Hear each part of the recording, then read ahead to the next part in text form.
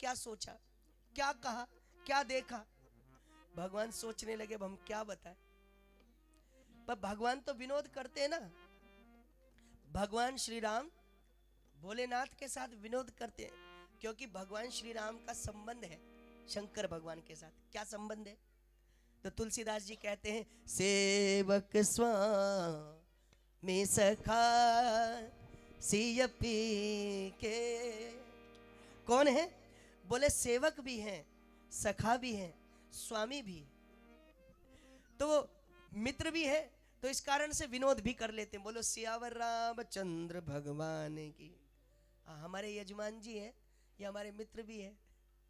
तो जिस समय पूजा करते हैं उस समय तो चरण स्पर्श करते हैं, बाकी बैठकर विनोद भी कर लेते हैं। हाँ, और हमें कभी कभी ऐसा लगता है, ये हमें समझ में नहीं आता कि हमारे बीच में राम कौन है और शंकर जी कौन है। लेकिन इस कथा ने सब स्पष्ट कर दिया, हम शंकर जी हैं, हमारे मित्र राम जी हैं। बोलो सियावर रामचंद्र भगवान की। क्योंकि शंकर भगवान का काम है कथा सुनना और सुनाना, बाकी कहने की आवश्यकता नहीं। बोलो सियावर रामचंद्र भगवान की। तो हम आपसे निवेदन कर रहे थे कि भगवान भोलेनाथ जा रहे हैं, पर स्त्री कौन? स्त्री, स्त्री के लिए संज्ञा दी है। देखिए, जो लोग रामचरितमानस का विरोध करते हैं, हम उनको बताएं, वो लोग इसलिए विरोध करते हैं क्योंकि श्री रामचरितमानस व्यक्ति के परिवार को बना देती है। आज जो बिजनेस चल रहा है, जो व्यापार चल रहा है, वो परिवार तोड़ने का व्यापार है। वो चाहे रंग मंच के माध्यम से हो, रंगीन जो चित्रपटों के माध्यम से हो, जिनको आजकल हम फिल्में या मूवीज बोलते हैं, वेब सीरीज, जाने क्या क्या चल रहा है।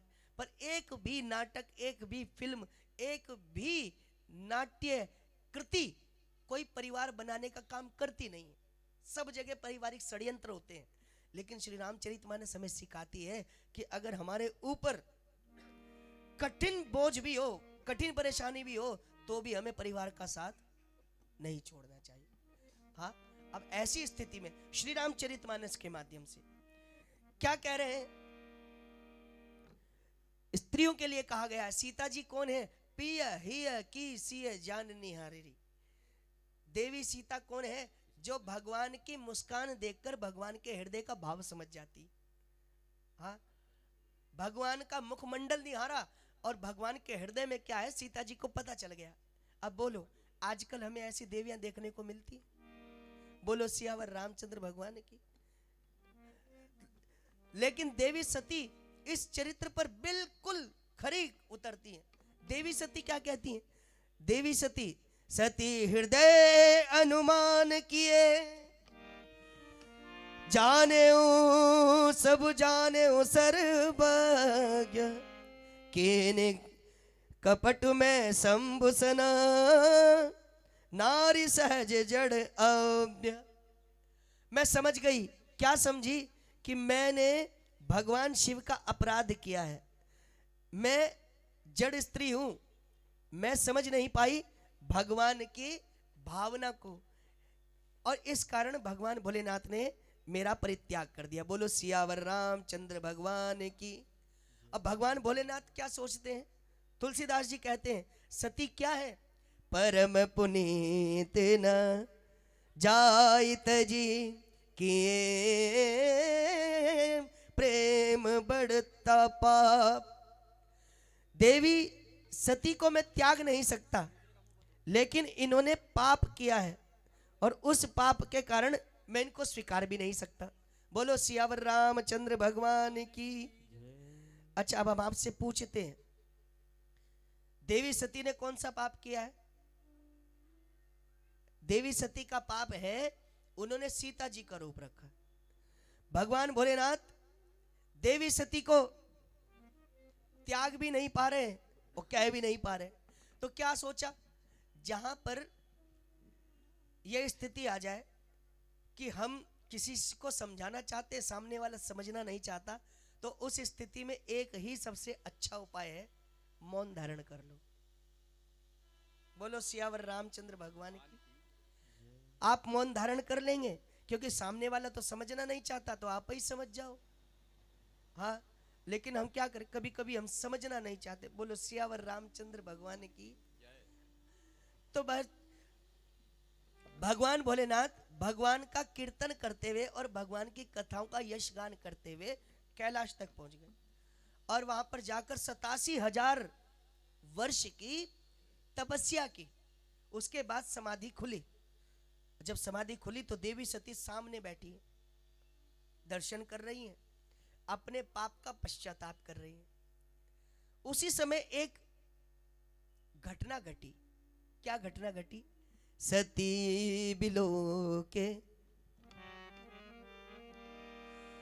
सती बिलोके व्योम विमाना, सती बिलोके व्योम विमाना, जात चले सुंदर विधिनाना, जात चले सुंदर विधिना, सुर सुंदरी करही कल गाना, सुर सुंदरी करही कल गाना, सुनत श्रवण छूटहि मुनि ध्याना, श्रवण सुनत छूटहि मुनि ध्याना,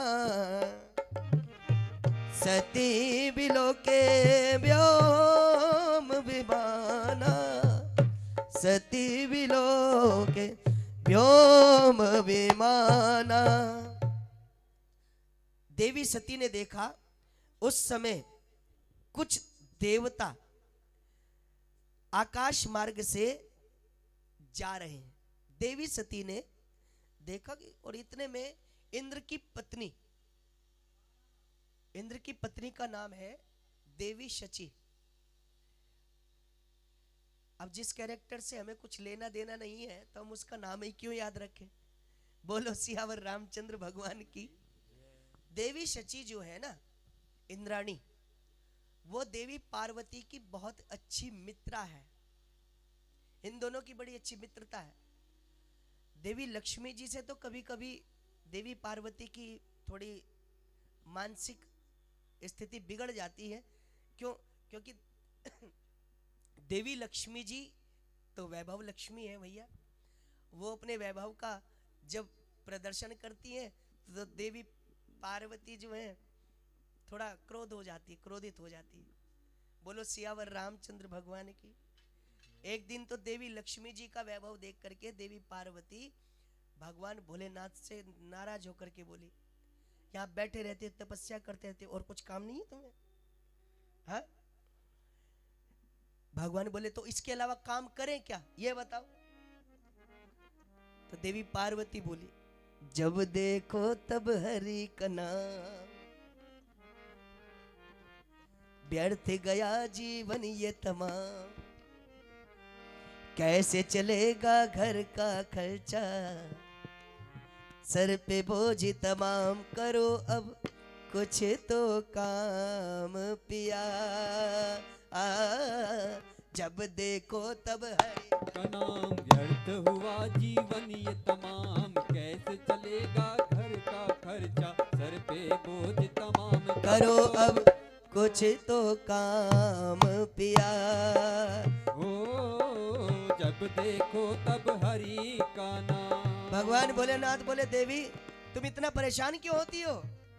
तो देवी पार्वती बोली, रोकर भवानी ने मन की कही है, रोकर भवानी ने मन की कही है, रहने को अपना घर भी नहीं है, रहने को अपना घर भी नहीं है, जरूरत का किसको दिखाऊं मैं परचा, जरूरत का किसको दिखाऊं मैं परचा, कैसे चलेगा मेरे घर का खर्च, करो अब कुछ तो काम पिया।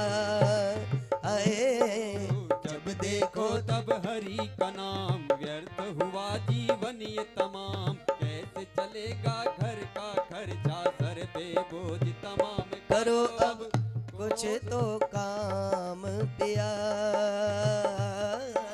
जब देखो को तब हरे का नाम।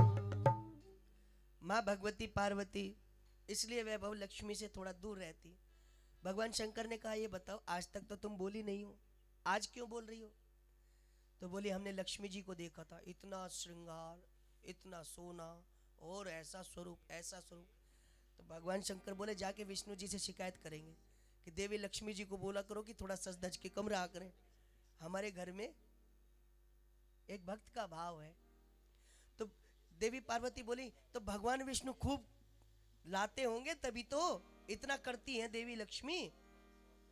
भगवान शंकर ने खूब समझा रहे तुम समझती नहीं हो, देवी पार्वती जो है, देवी लक्ष्मी जो है वो समुद्र की पुत्री है, हिरण्यगर्भा है।